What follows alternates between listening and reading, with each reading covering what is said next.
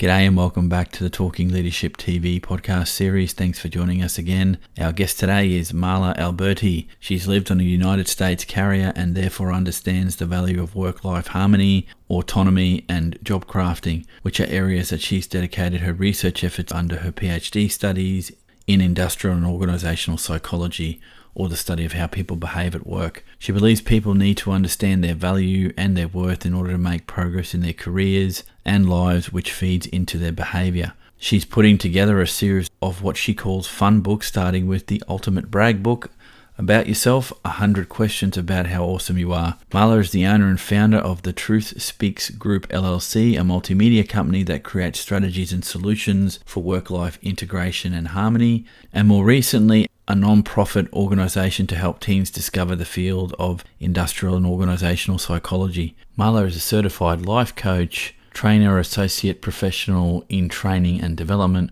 author, and has over 20 years of business coaching and training experience. She holds a Master's of Education, Bachelor of Applied Science, and an Associate of Science. As a native of Jacksonville, Florida, she loves to read, travel, and shop. Thanks again for joining us. I know you'll enjoy this podcast session, but enough from me. I'll hand over to Marla. Marla, thank you again for agreeing to have a chat with me. Now, as I said offline, I typically do the podcast around my guests' leadership journey, and we may have that conversation at another time, but we've got a couple of key areas that I want to talk to you about. So firstly, thank you for doing this. Of course. Thank you for having me. I'm excited to talk. Great. So let's look at the intersection, if we can, between leadership, training, and development. And before we get into talking about that, I have had an ongoing interest in what training means from a leader perspective and what development means from an organizational point of view. And there are mixes and matches where that's concerned. So I'll get started and I'll allow you to lead the conversation here. Is what do you think that intersection looks like? Oh, wonderful question. Well, first of all, these are two areas that I'm very passionate about, right? So we have training and development, and we have leadership.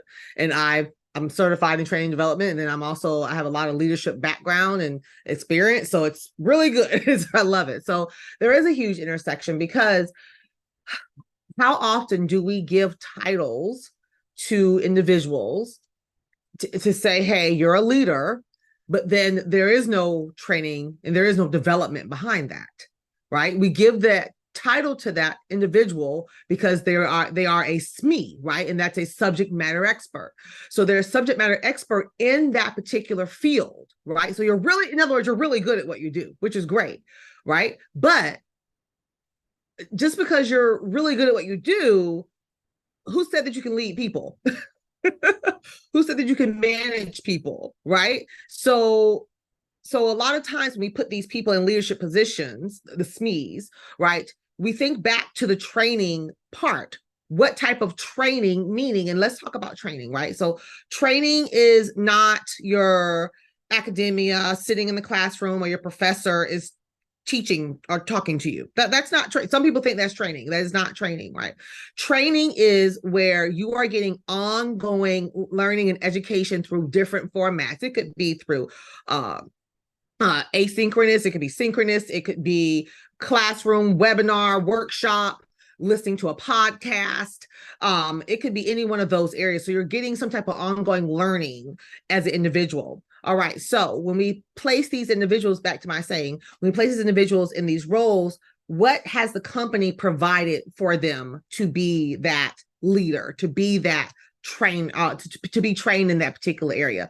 A lot of times, not saying every company, obviously, but a lot of times companies won't provide that information or won't provide that training. So that person is kind of stuck. Or if they do provide some type of leadership training, they will maybe pay for them to go to a class or something, or, but what I have discovered is, especially through my consulting, is a lot of these trainers, they don't know how to people manage, right? That's a difference.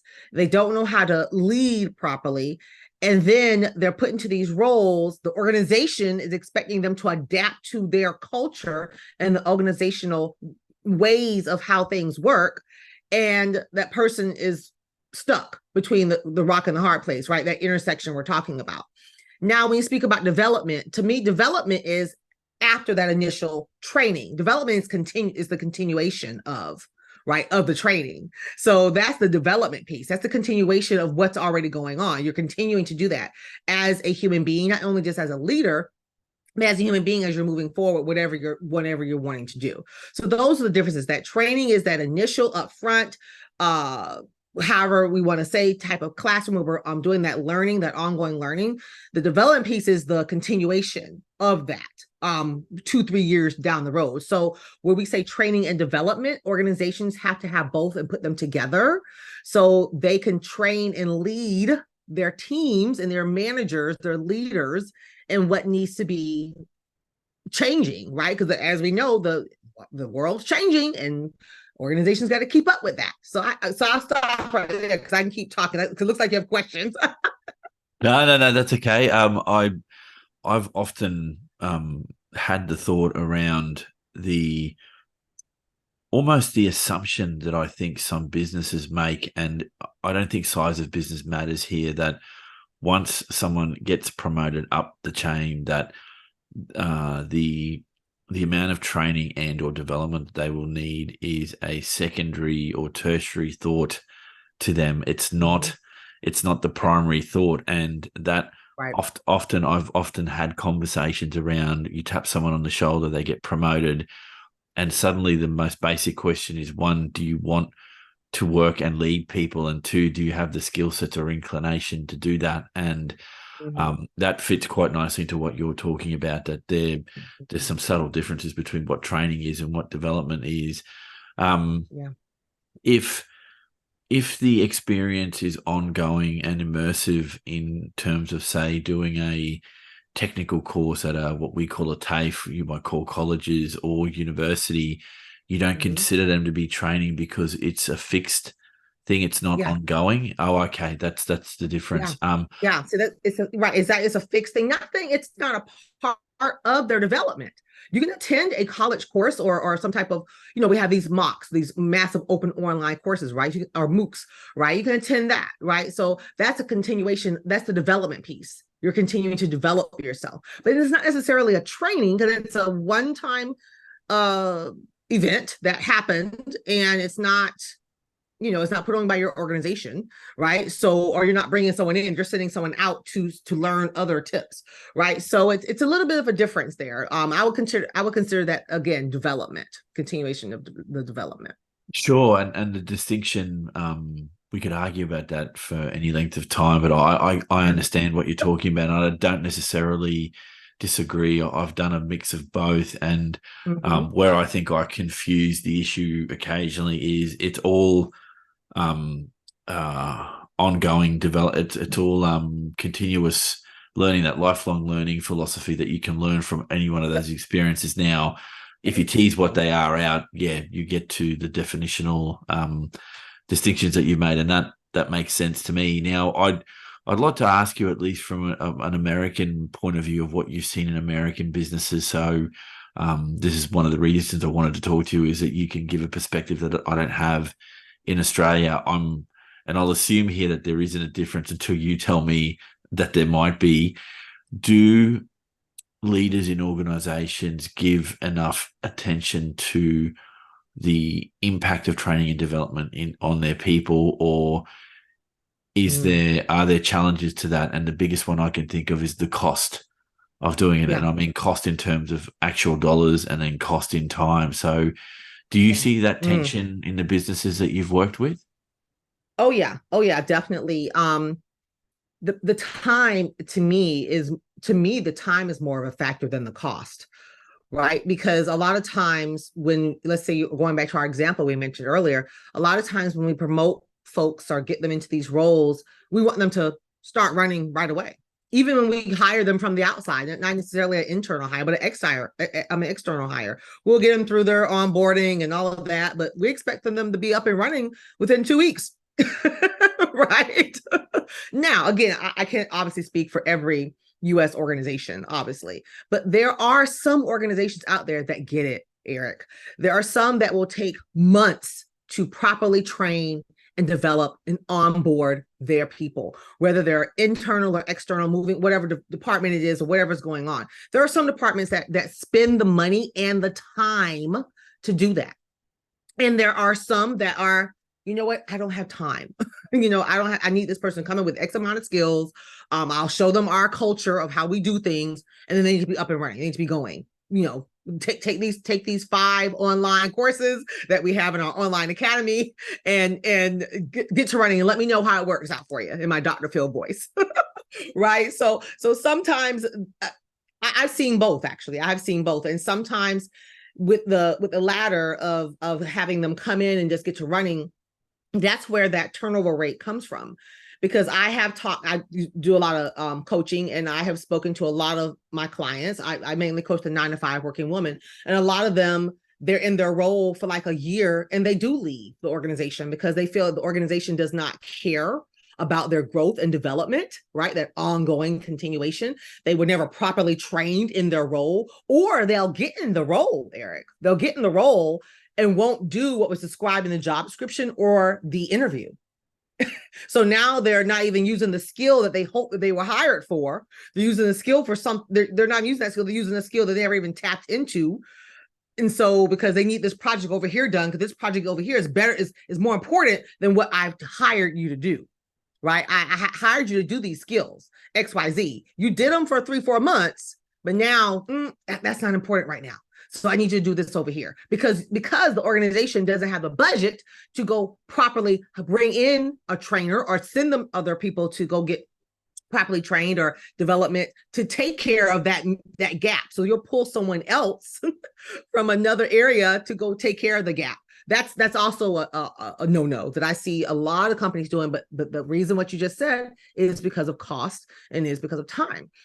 I think that organizations don't want to put the time into money and time into training and development and ongoing development of their people is because a lot of organizations feel that is the person's job, the employee's job to do it themselves, right? Why am I, company, ABC company, going to pay for you to go to a course or go to a class, or why should I do that? How is that going to benefit me? So a lot of companies are looking at what's in it for them.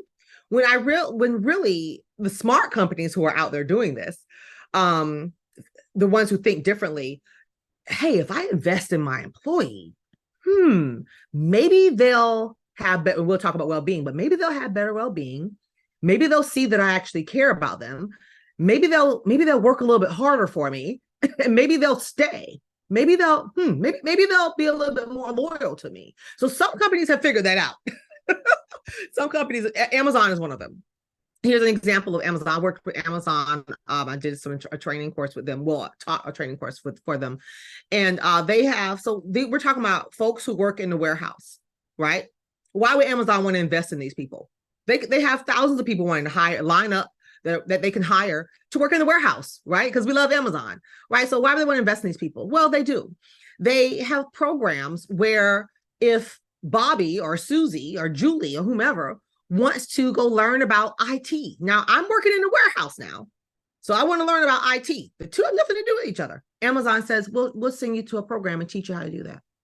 And if you leave Amazon, we'll be grateful. If you stay, we'll be grateful.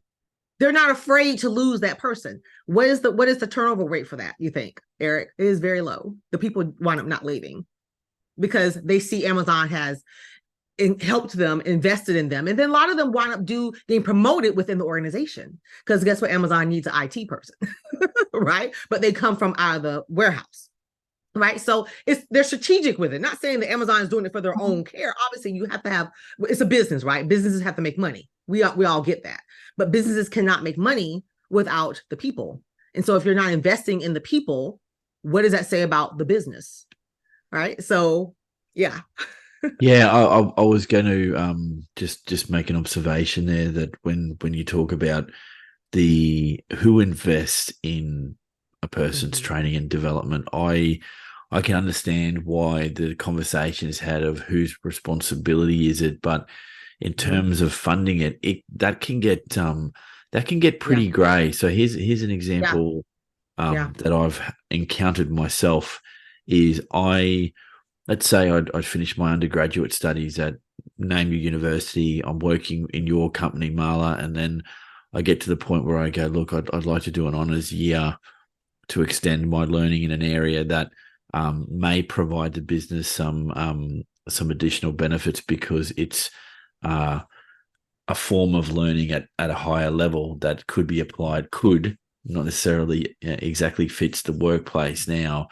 I think optimally, if you had the conditions to do this, and I don't for a minute think that's in every business, you should be able to go to your line manager or your boss and say, look, I want to do this. Here's my case for it.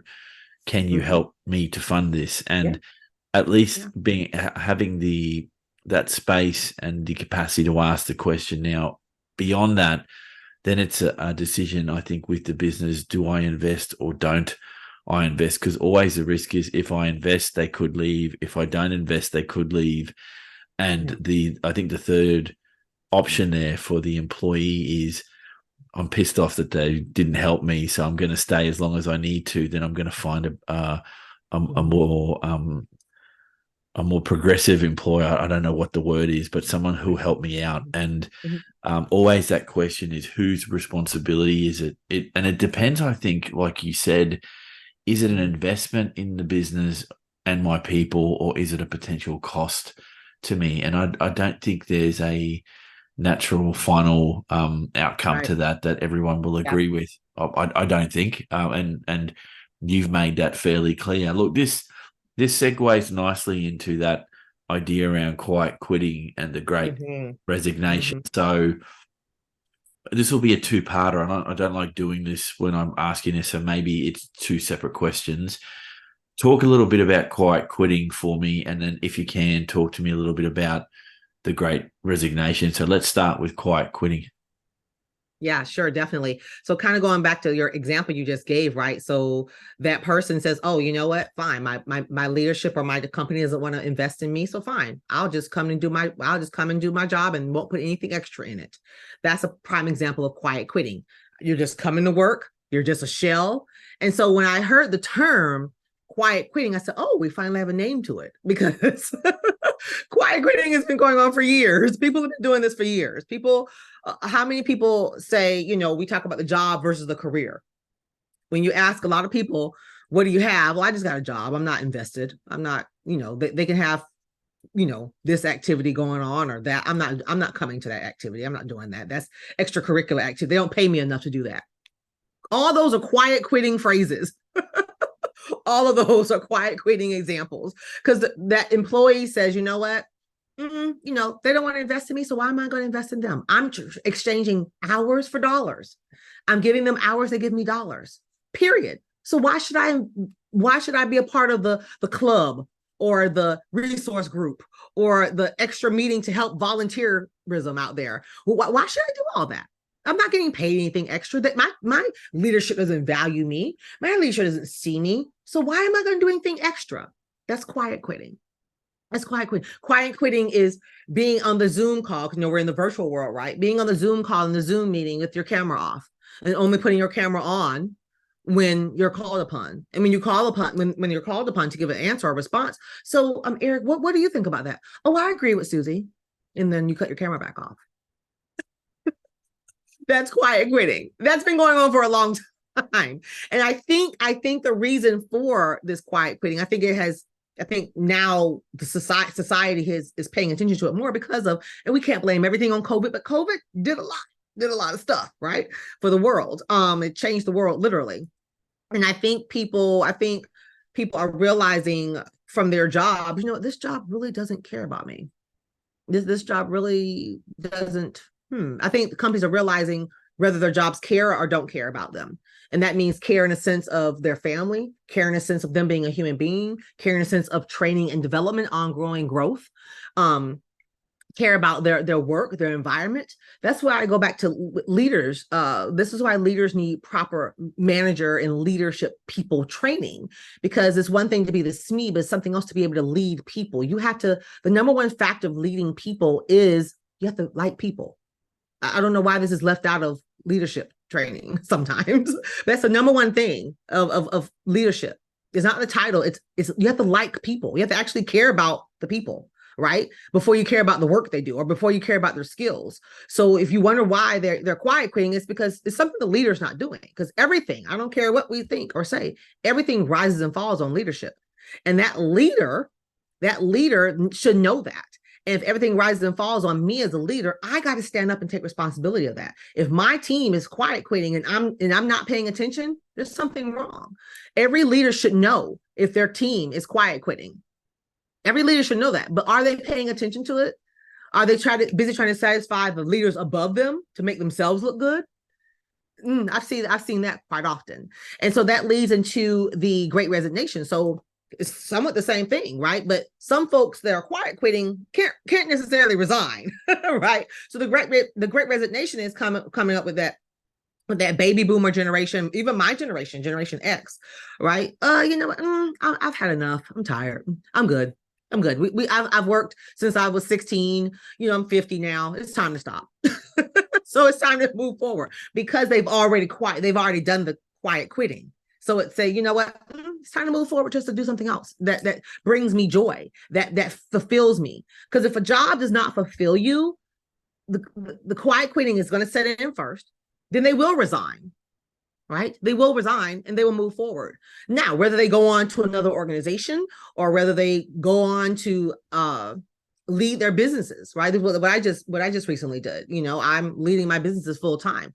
It's whatever that person wants to do, but that person's going to realize, you know what? I have something a little bit more meaning. People want meaning. People want depth. It's not all about just work, and typing up emails all day and being on Zoom calls for no reason, right? People want to know their work matters.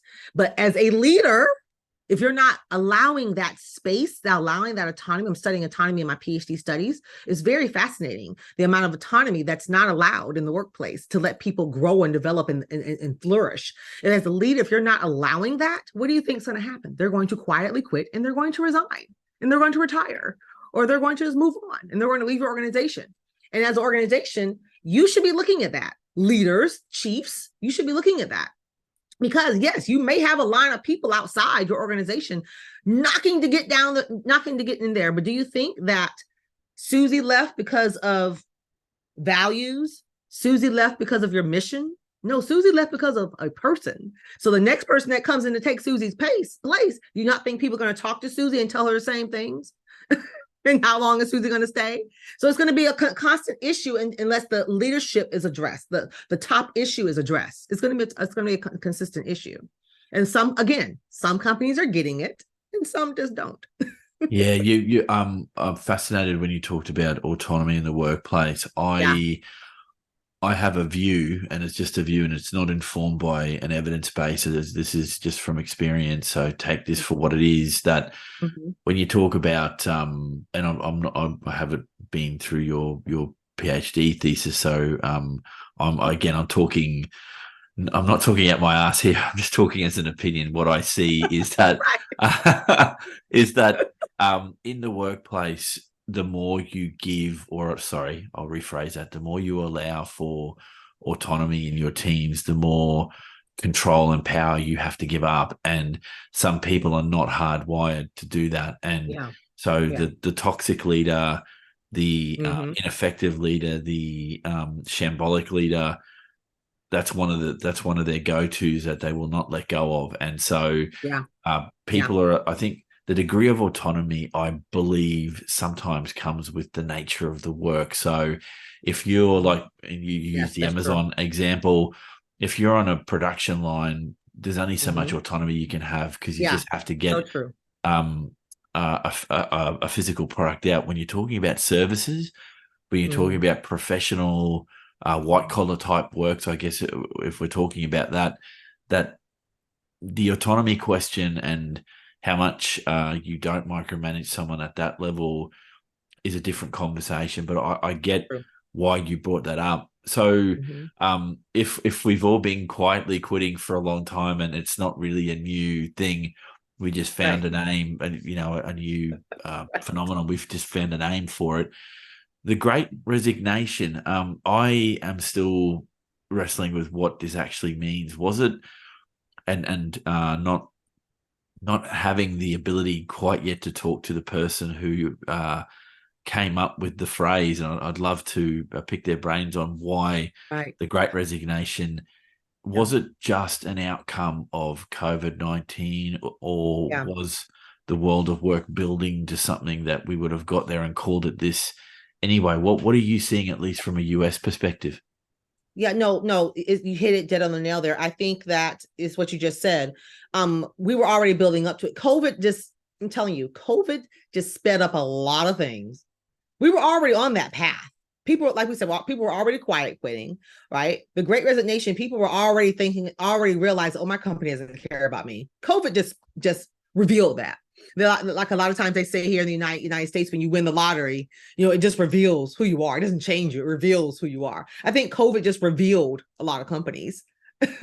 That's what it just did. Now, again, not every company. I cannot speak for. Let me put that. I cannot speak for every company, right? But from what I do, a lot of reading, from what I've read and what I've studied and what I've researched, and in my own practice, working with organizations and with my consulting, COVID just revealed a lot of things. So when it's revealed, people, for some reason, some companies think their employees are just dumb. Employees aren't dumb. Employees read too. They read Harvard Business Review. They read Time. They read a lot of stuff too. They read what's going on in the world. They're not oblivious to what's going on. So when they start asking you these questions, these hard questions that other companies can address, but you XYZ company can't, they start to say, okay, well, maybe I'll go over to that other company because I don't have to stay any longer. We are past the days of, I was talking to a colleague about this earlier. We're past the days of the loyalty, right? We're past that. Don't get me wrong. There's nothing wrong with being loyal to a company. I'm okay with that, but no longer is it frowned upon to have a resume with 10 jobs in the past 10 years. That's not frowned upon anymore. Especially with the millennials and Generation Z coming up. You know what? If you don't ask them about their plants and their dogs and their pets, they're out the door within 3 months. Right. So, but you need their expertise. You need their skill set. That's one of the smartest generations to come out. Right. And they're going to continue to grow and get and develop. Right. So that goes back to what I mentioned earlier. Companies have to keep up with the sign of the times. And if you're not keeping up with the sign of the times, it's just going to pass. So going back to your initial question there, yes, I think COVID just sped things up and people started realizing, I don't have to do this. I can go somewhere else and make more money. I can go somewhere else and work remotely. I can go somewhere else and have unlimited PTO. I can go somewhere else and have all my holidays that I want off.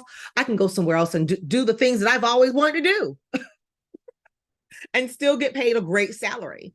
There are plenty of companies out there that are paying great salaries, whatever you may define as a great salary, 6 figures and over maybe, but paying a great salary. And they're still offering all these benefits, and they're offering that autonomy. Again, what you just said, yes, autonomy does depend on the role. However, they're offering unlimited PTO. They're offering, and there's studies about that too. We won't get into that, but they're offering these other benefits because, again, what is the benefit for me, the employee? Because I'm resigning, but I'm going over here. But what's the benefit for me? I'm interviewing with you, but I'm also interviewing you to see if I'm a great fit for your company. No, I understand that. I'm interested in that particular statement you just made, and we can go off track here because it's our discussion, so we're not fixed on any one topic. Yeah, you talk about interviewing potential employer. That is really interesting and is fascinating to me because I remember on the come up myself, interviews were this amazing one chance to get in, and you have to sell your skills, but that's it. It's kind of stopped there, and hopefully they picked you over 10, 20, 30 other people. Whereas now I get the sense that younger potential employees, so not my generation, but those in their 20s and 30s, are prepared to put some questions back to their employer about the workplace. And it seems to me not irrational to have done that in the interviews that I was with. And I'm like, why didn't I do it? Because I viewed back then that the employer had all the leverage and I had none. Whereas if they've given me an opportunity to interview, then I need to say to them, you're not just taking a chance on me, I'm taking a chance on you because I want to come here as much as you may need me to be here. And that Mm-hmm. it's a different mindset. Now, that all that said, does it potentially have an impact on the culture of the business? Because if you've got a new generation, a new cohort coming into your business that believes that their rights and their extras in their work is so important that they will change the culture of the place. Like I see a potential set of issues growing there that our generation, so we're from the same Yeah. generation, you and I, that looking Yeah. back, I look at who's coming through and I really don't know a lot more about them other than to say that they are quite keen to put forward what they want and they're not afraid to do that. And I don't see that personally as a challenge. It's just a different way of thinking about the world of work. And do you think businesses have caught on to that as a fact for the potential new pool of people coming through, or is it still a surprise to some? Both. So let's talk about what is culture, right, Eric? So culture is shaped by, I hate to keep going back to this, but who? Leaders, right? Who shapes the culture of an organization? The leaders do, right? So if the leaders are coming in suited up, fresh cuts, women are wearing their hair back in buns and they're all, stuffy, that's the culture they're going to lead. So people beneath them, the worker bees beneath them, are going to feel like they can't be themselves. They have to come with suited up and do this or that. How many times have you seen on interviews or seeing different articles, folks where they're interviewing the CEOs in jeans and a t-shirt, yeah, I don't care if my folks come to work in a t-shirt. I mean, I'm concerned about their brains, not their clothes, you know.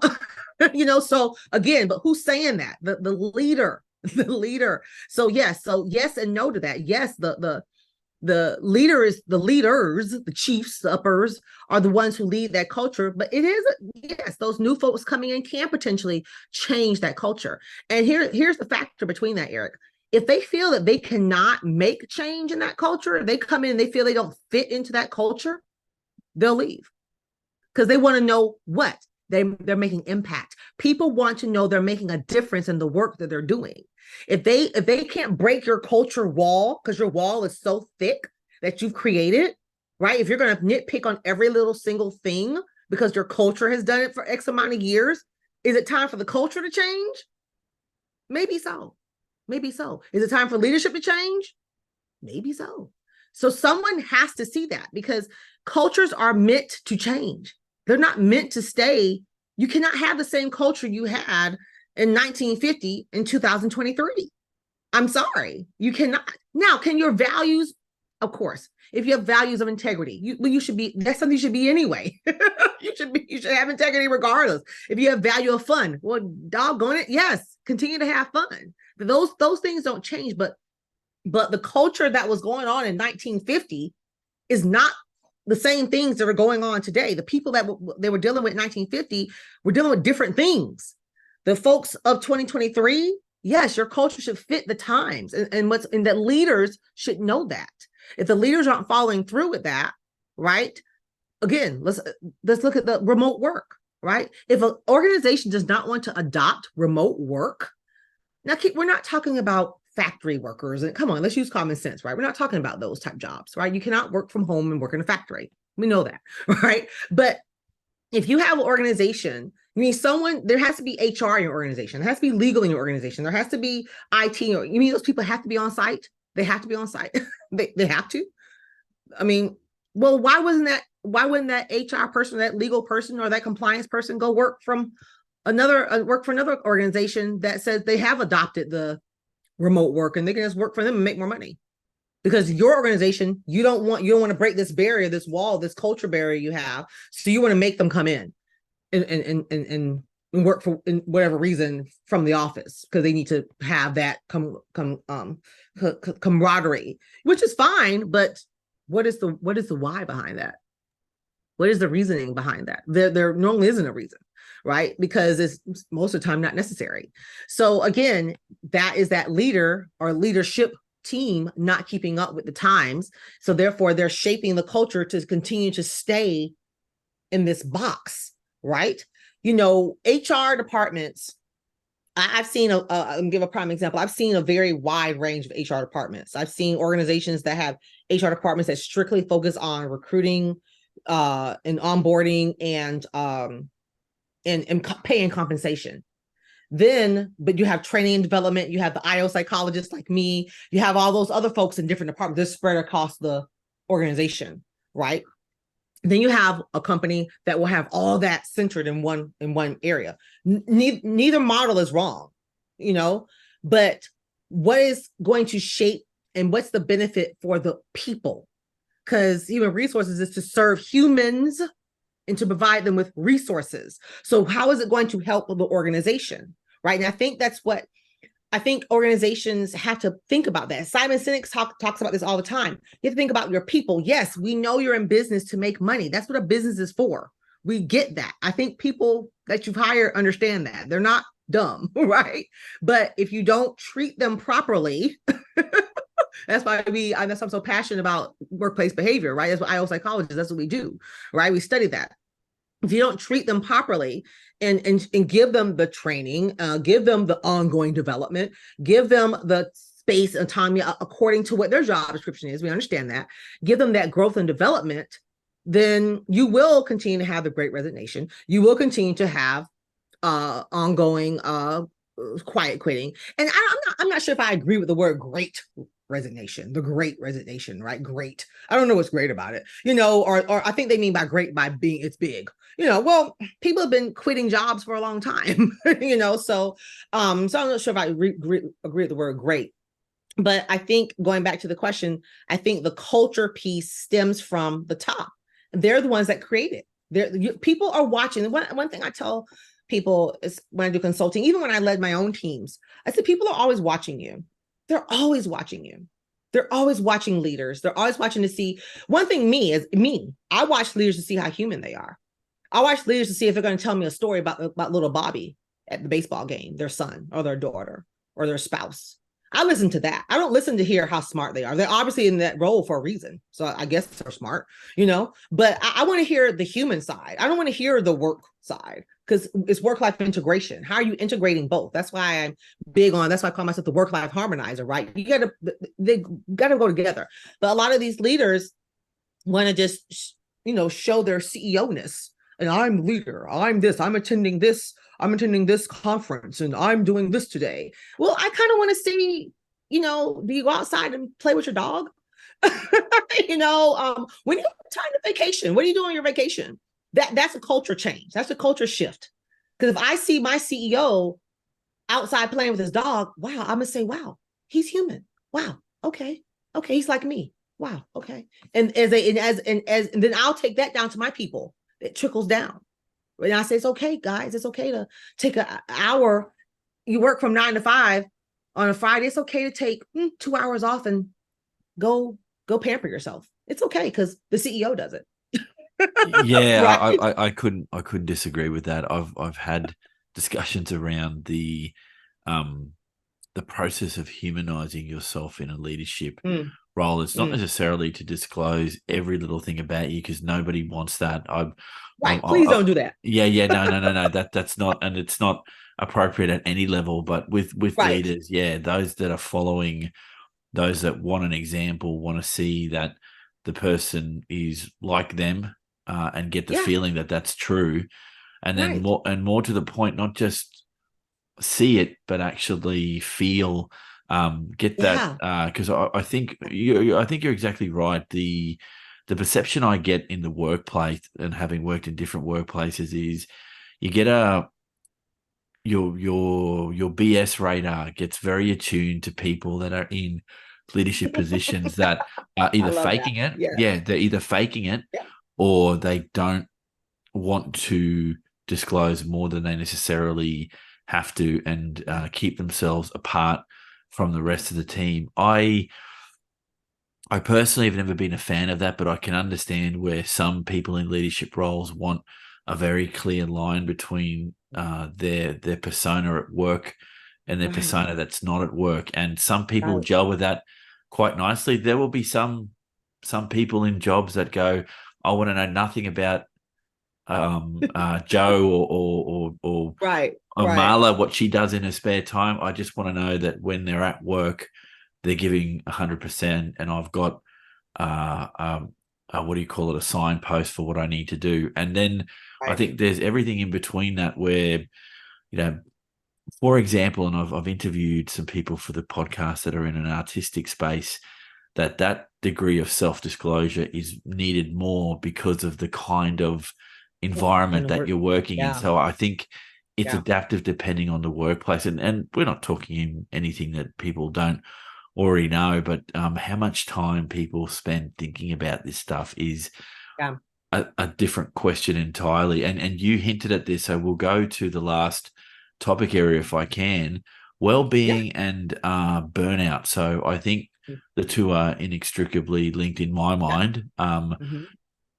What are you seeing in terms of promotion of well-being in the workplace? And then as a flip to that, what are you seeing in terms of burnout from your experiences, Marla? Oh gosh, we can talk about this for the next 10 hours, Eric. However, to answer that question, I see the promotion as great.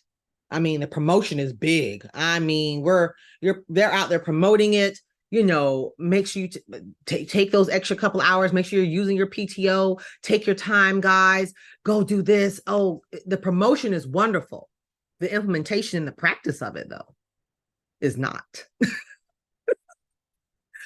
Let's hurt some feelings here, because it's good to, everybody wants to look good, right, to the public, right? You got to look good to the public, right? And kind of going back to what you said, I love your BS factor, right? But people's BS factors are very high now, especially since COVID, right? COVID pushed that forward, right? So people's BS factors are really high, so you're saying, you promote this well-being at work. You're saying, we're going to have this family day, or we're going to go do this, we're going to go do that, but we're going to make sure you guys work at least 60 hours a week before, we do it. or guess what? We're going to give you this bonus or whatnot, or we're going to have a drawing where X amount of people can pick out. I've seen it before. People can pick out of the hat, to win a prize or prize trip. I've actually seen it before. Win a prize trip. But when they get back from that trip, though, their team wasn't taken care of, so they're stressed, and they're basically punished because they won a trip that the organization gave them. So I mean, so it's really funny because, again, I can't speak for every organization, but what I've seen is a lot of organizations don't even know what well-being is. Let's start with that. And well-being is the being of the wellness of the being. The being is the person, right? So how well is that person? And as human beings, how often do we get I say this all the time, how often do we get a chance to simply be? And that's where the well-being comes from. So me being a human being, as I'm stressed out at work, I'm constantly on calls, I'm constantly on Zoom calls, you're making me attend all these meetings. When do I have time as a human being to simply be? If you're forcing me to do XYZ, if I have to do this, I gotta deliver this. I have a deliverable. I got 15 deliverables I gotta get, but I'm on calls all day long. So I have to block my calendar because I can't get to the deliverable. But then if I don't deliver you the deliverable on time, I'm making a mistake. And oh my God, wait, don't make a mistake. Don't make a mistake. I'm punished for making a mistake. But yet we want you to be innovative. So going back to your question, is it promoted? Yes, it's promoted. I don't know if it's implemented. I don't know if it's practiced. I don't know if it's exampled, by leadership. Kind of going by what we were saying a little bit earlier about, yes, I agree. Leaders, really, no one should divulge everything they're doing, right? That's just common sense for adults, right? But that goes back to that, bringing that humanization into the workplace. You are a human being. The same Susie that lost her puppy dog Scrappy last night is the same Susie that's going to come to work the next day that's going to be sad. And as a leader, I need to acknowledge that. I may not need to know what happened to Scrappy or happened to in your life, but I acknowledge, Susie, you're dealing with something right now. Take some time. Take some time. Matter of fact, we can end this call early and take some time. Go take an extended lunch break. That is a factor of me promoting well-being as a leader. But if I see Susie has dealing with something, well, I understand you lost your dog, but when can you have that report ready? Can that report be ready by 5 o'clock? There's the burnout. That's a burnout statement, because now you're promoting burnout and you don't even realize it, because you didn't even recognize Susie's emotions. You didn't even recognize that Scrappy. She told you Scrappy died, but the report that you need delivered at 5 o'clock is more important than that. Which it may be. It may be more important, but what will happen if Susie just quit on the spot? Will that report? What's going to happen to the report? Because it's here in America, we have what we call at-will organizations. It's an at-will company, so no one's forcing this person to be here. So if that person leaves, what's going to happen to your report? Oh, looks like you, leader, you have to do that report because you didn't acknowledge Scrappy. And it sounds so simple and so silly, but guess what? That's what Generation Z is doing. You're not acknowledging them, so they're leaving. You're not feeding into what they want, so they leave. They take those expertise and those skills elsewhere because you didn't simply ask the question, or you didn't simply acknowledge their emotions at that time. And so the well-being piece comes in a factor where, keep in mind, well-being is so huge, we could talk about it for years. But I think well-being in the workplace is simply first acknowledging that your team, your people are human beings. Start with that. They're not machines. They're not robots. They are human beings, and they're intelligent human beings. And guess what? They're going to make a mistake. Mm-hmm. Yeah. So this is where you as a leader need to coach them, guide them. Don't give up on them. Now, if there's behavior issues, if there's ongoing problems and you've done the coaching, we're talking about, that's a whole separate podcast, right? But people are going to make mistakes. People are going to have days where they come to work and they're just not feeling themselves. Maybe they were sick last night. Maybe they had a sick child last night. Maybe their parent passed away the night before, or they're taking care of their parent and they're just exhausted. They're tired. As a leader, we need to recognize that and understand that plays into their well-being. So they're already coming to work because they have other things that they're dealing with. Now here you come because you have your requirement. So that person has to be what they're not. They have to be this machine, which they're not. So that's going to cause them to feel some kind of way. And because if they can't satisfy you, the leader, and get the job done the way you want it done, that's where autonomy comes into place, where the way you want it done. Oh, now they're a failure, which I don't believe in that word, but now they're a failure. Now they haven't learned enough, right? So I got to find somebody else to do the job. Okay, well, fine, you can find somebody else, but what did you what did you do to help that person, to coach that person, to lead them and guide them in their well-being, in what they need done? So if you're paying attention to well-being in the workplace, then as leaders, if they're paying attention, then then your people will be fine. But what we've discovered is, going back to the very first statement, it's promoted, but it's not implemented as much. It's not, an example is not being shown as much, but promotion is high. Promotion is very high.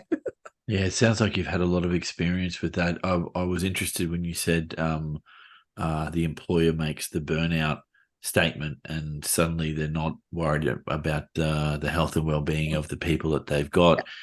To what degree, though, and I'll flip this around a little bit if I can, is taking care of self and avoiding burnout in yourself just as important? And an example here is you might have a team member or multiple team members that are your type A personality, that work is all that drives them. An inability to manage yourself can lead to very bad consequences when it comes to burnout. So if I had to weigh this up, I would say there is some give and take here when it comes to understanding what burnout looks like, because it's one thing if you've got a bad, ineffective, toxic work culture versus the person themselves. So in an Yeah. environment where everything is good, you're well looked after, your leadership actually gives a crap about you in the job, but you don't look after yourself and you start to Mhm. burn out. That's a Yeah. different conversation. And that Yeah. one I think goes to the heart of no amount of training and development is going to stop someone's personality Right. dominating if all they focus on is their work. So do you Mhm. see a space, I guess, for personal accountability when it comes to burnout in some circumstances?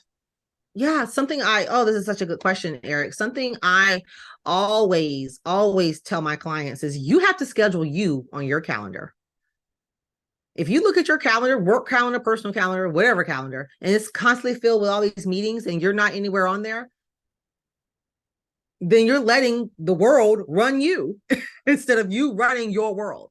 I'm not a fan of the term time management. I think it's dumb. You can't manage something that keeps moving, right? But I am a fan of what you just said earlier. You said people person management, your self management.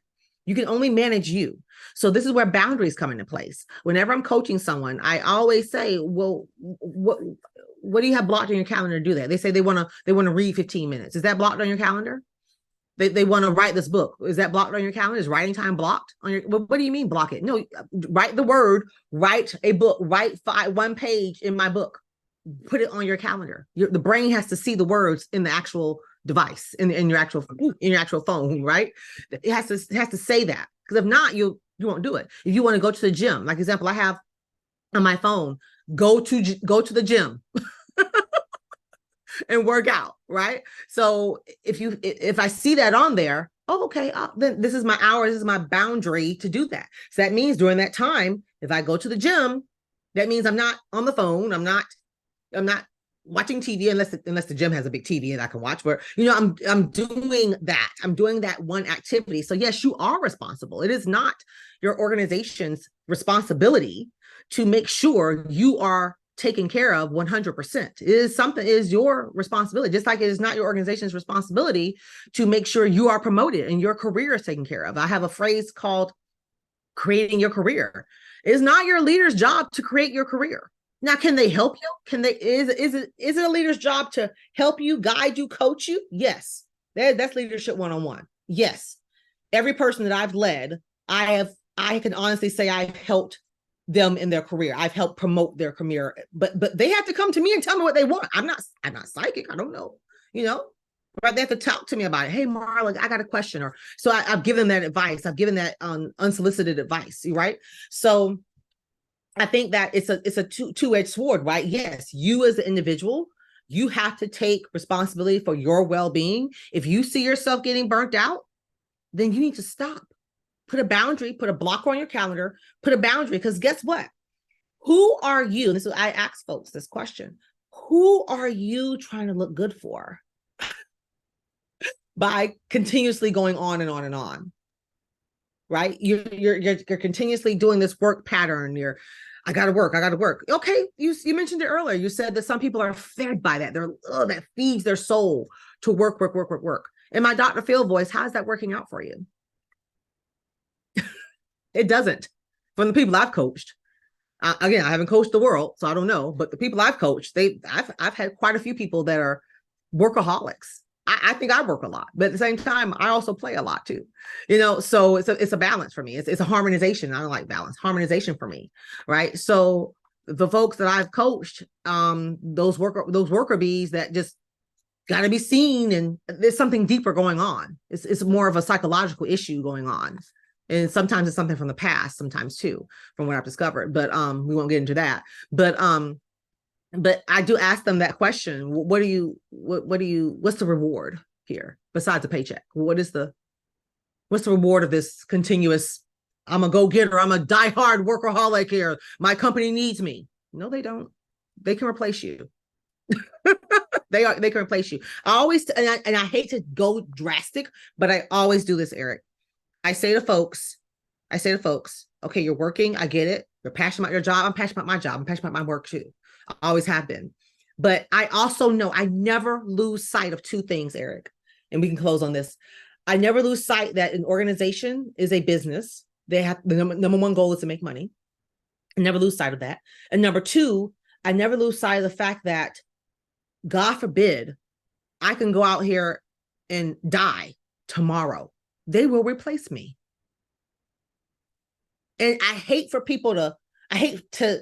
put it so drastically, but it is the truth. And if you keep those two thoughts in the back of your mind, you'll be easy. Your BS sniffer will be very high, because mine's high. I can sniff it out real good. Right. And you'll see, oh, okay, this company doesn't care. You'll figure it out real quick if you keep those two things in the back of your mind. It's not personal, right? It's not personal. Some companies get it. That's why we said this earlier about the business piece, and I value my employees because they're the ones that make me the money. I get it. And some companies don't. The money comes first. People don't come first. It doesn't matter, right? So again, I don't know every company, but that's just the way it is. So those two things, you keep those things in the back of your mind, that can help you with burnout. Because God forbid something can happen to you. You and we're all on a conveyor belt. None of us know our time. So you're bleeding, you're sweating, you're missing your kids' games, graduations, and all this stuff because you're loyal. Something happens to you, they're just going to send flowers to your funeral, to your family, and they'll have your job description up probably within 24 hours. I've seen it. Wow. Well, that's an interesting way to end the discussion. Marla, I do appreciate your time.